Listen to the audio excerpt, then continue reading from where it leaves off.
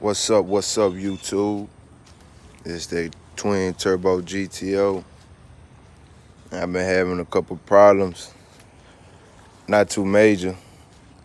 My blowout valves been acting up, acting stuck, and